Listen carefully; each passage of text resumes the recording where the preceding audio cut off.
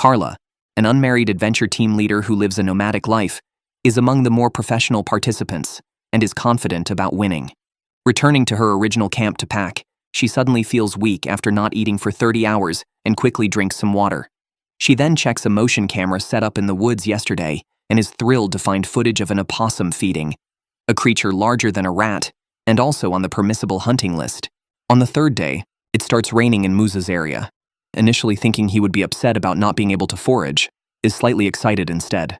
While lake water needs boiling, rainwater is easier to drink.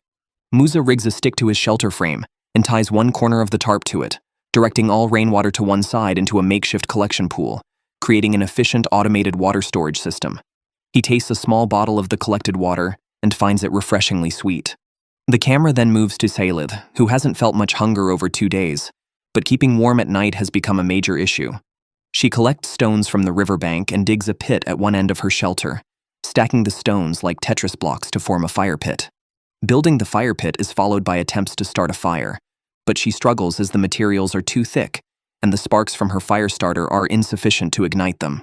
Eventually, Salith changes tactics, continuously striking the fire starter with a scraper, and finally manages to kindle a flame. On the 4th day of the competition, Matt's trap apparently failed to catch any rats. After not eating for 4 days, he is somewhat exhausted. One feels desperate. Matt even feels muscle soreness in his legs, a pain caused by lack of food. As a result, Matt changes his strategy and starts digging for worms to fish. He finds a large, thick earthworm after digging with a stick, quickly heads to the shore, baits his hook, and begins the long wait. During this time, hunger and loneliness make him think of his wife and children, recalling that he has never been away from home for this long. He even sniffles, which is not a good sign. Typically, those who miss home do not last long in wilderness survival. By the 5th day, Salith, having built a fire pit, enjoys a good night's sleep.